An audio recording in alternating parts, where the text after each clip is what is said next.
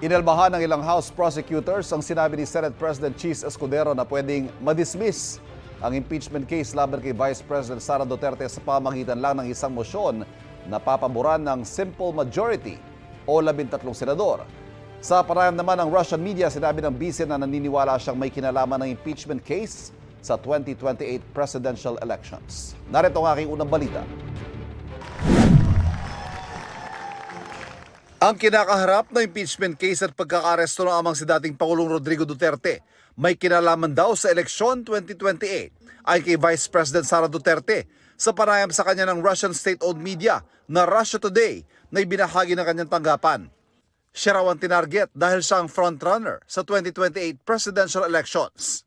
Sabi pa ng bise, walang intensyon si Pangulong Bongbong Marcos sa bumaba sa pwesto. Gusto raw ng Pangulo na panatilihin ang sarili o kanyang pamilya sa kapangyarihan. Dagdag niya, iniisip daw nilang hihina siya kapag naikulong ang dating Pangulo dahil iisang pamilya sila. Buwelta na Malacanang. Siguro yan po ang nais niya maging naratibo, ipakita sa taong bayan, pero nawawala po yung issue patungkol sa kanyang accountability tungkol sa confidential funds at iba't iba pang mga complaints na napapaloob sa articles of impeachment. Siguro po nais din po natin malaman ang katotohanan at wag lapang pong magtago sa naratibo na siya yung frontrunner para sa 2028 presidential election. Ang ilang kongresista na magsisilbing prosecutor sa impeachment trial, inalmahan ang pahayag na ito ni Senate President Cheese Escudero na maaring madismiss ang impeachment case si Vice President Duterte sa pamamagitan ng simple majority o boto ng 13 senador. Kung may simple majority ka to dismiss, for example, then imposible ka na maka 2/3. Hindi ba? Correct.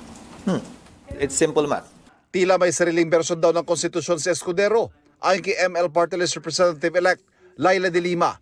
It's clear enough na once transmitted na yung articles of the impeachment to the Senate, yung start na ng proceedings.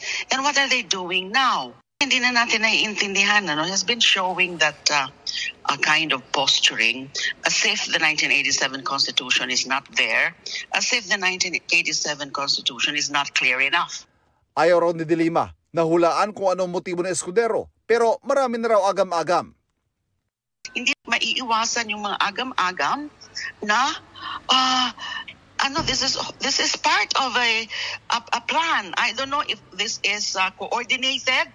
This is something that is consciously being made by the parties, meaning the defense, and then yung senators mismo as an impeachment court.